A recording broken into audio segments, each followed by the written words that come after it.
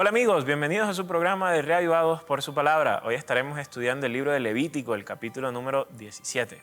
No se te olvide chequear todo el contenido que BioChannel prepara para ti. Vamos a orar y arrancamos.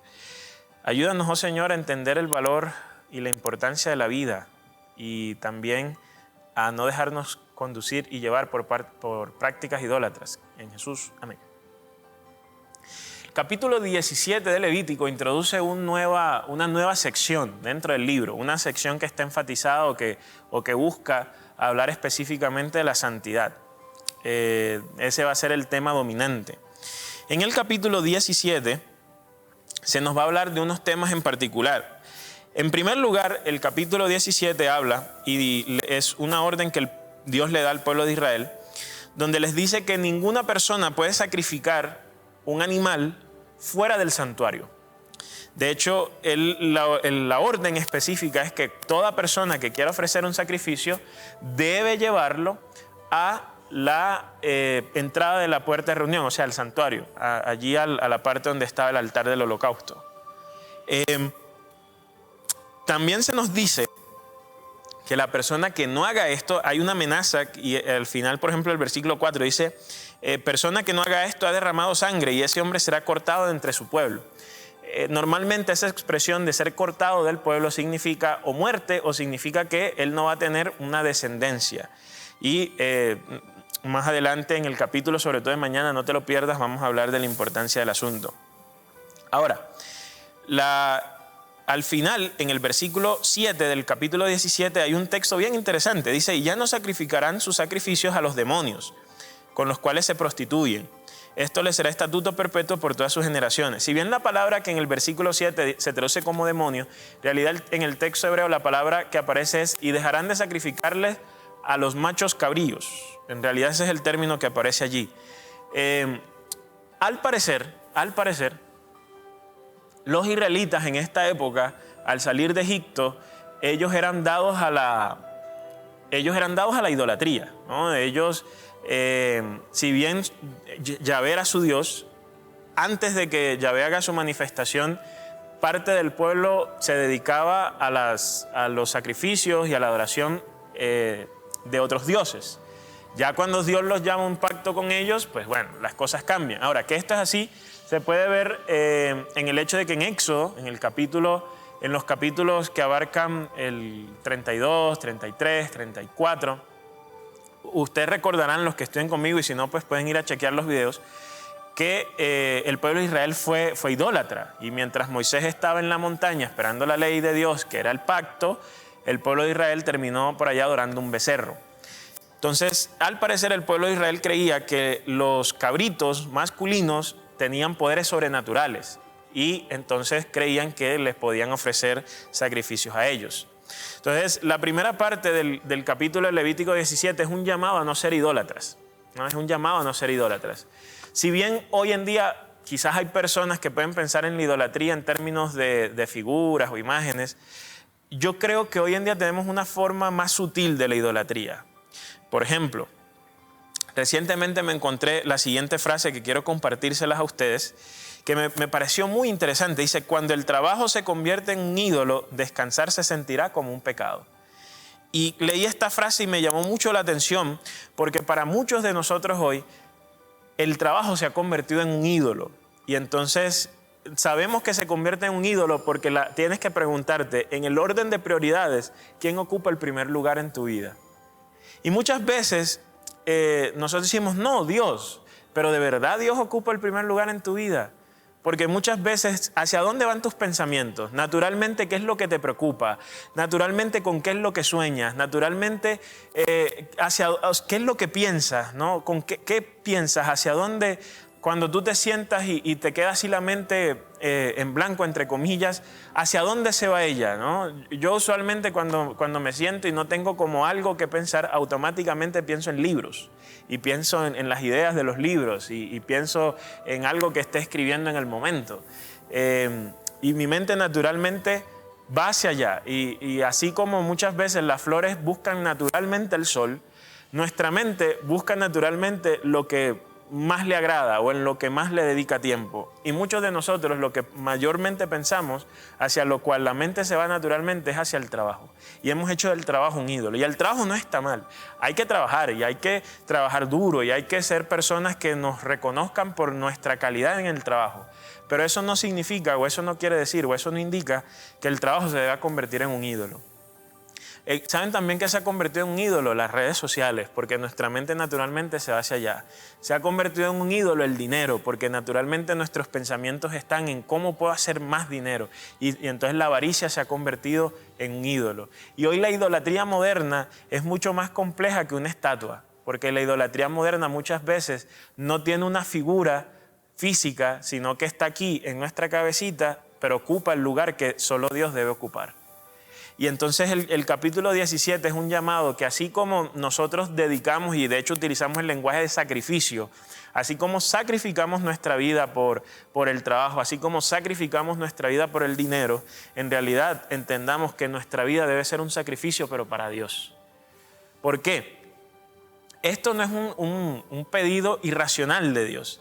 Dios nos creó para que nuestra satisfacción, para que nuestra vida humana encuentre el pleno sentido, la plena felicidad, el florecimiento humano se consigue cuando nosotros estamos en una estrecha comunión con Dios. Cuando hacemos lo que Dios dice que debemos hacer, pero no porque Dios sea un autoritario que dice vas a hacer esto y ya está.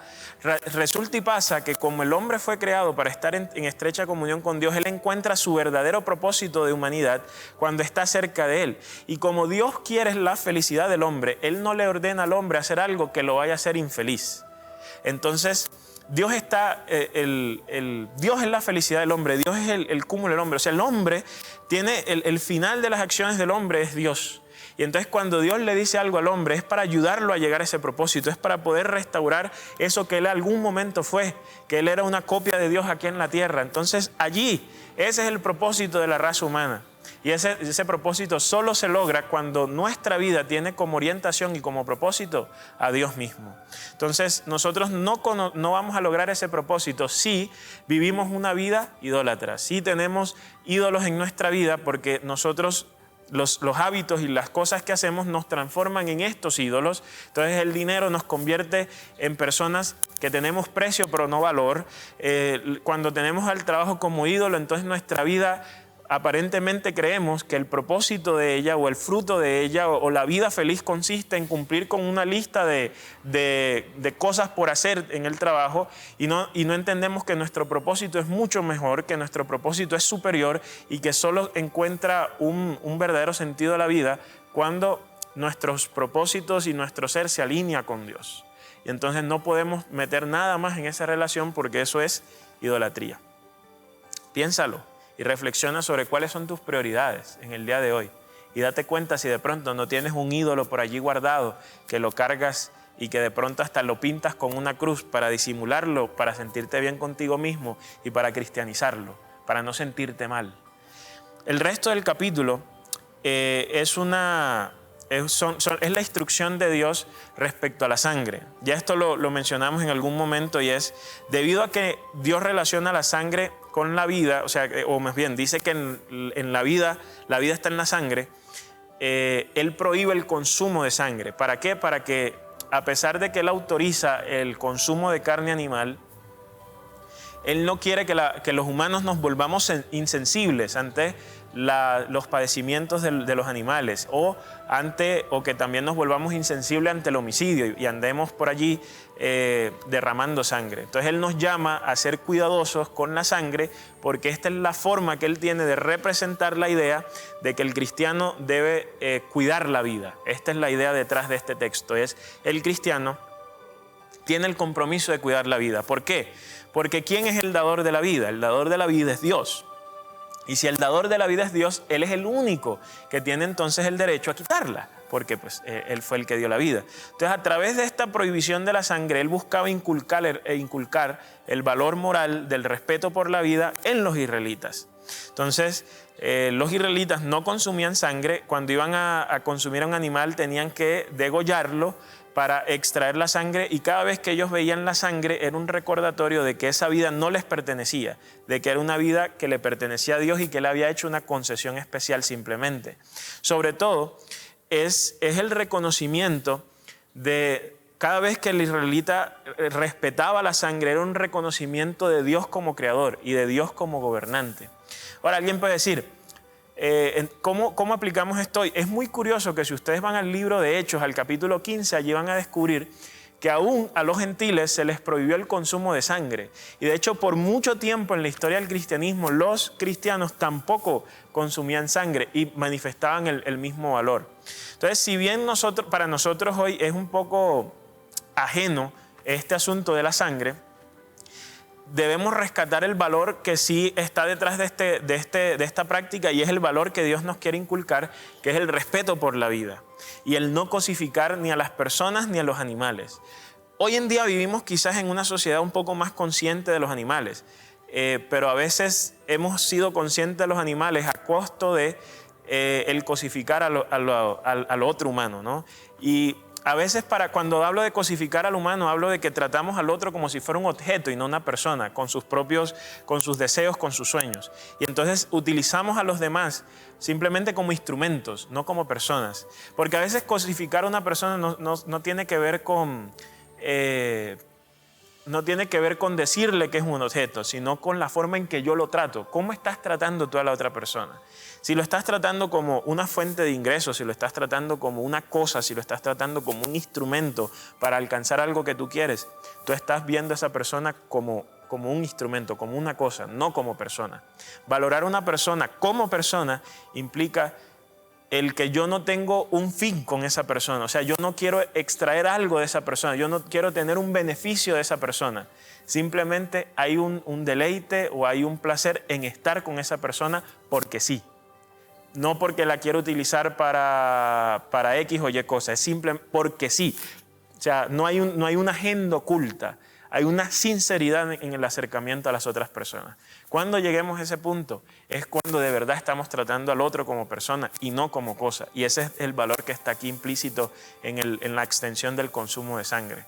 También pensemos en cómo estamos respetando la creación, porque el principio de la sangre es respeta la creación y respeta a Dios como creador. ¿Cómo estamos respetando la creación? ¿La estamos cuidando? Somos personas que tenemos cuidado con la basura, de no echar basura en las calles. Somos personas que buscamos utilizar cosas biodegradables de tal forma que así podemos prevenir más daño ambiental del que ya del que ya causamos. Porque todo eso se relaciona con el principio de la sangre. Todo esto se relaciona con el principio de Dios creador y con el respeto a su creación. Te invito a que en este día recuerdes las dos lecciones importantes, el de no ser idólatras, el de revisar qué hay en nuestros corazones y a qué le estamos dedicando mayor tiempo del que debemos, y al respeto a Dios, a su creación, que incluye también a los otros seres humanos, y al no tratarlos como objetos. Que Dios te bendiga.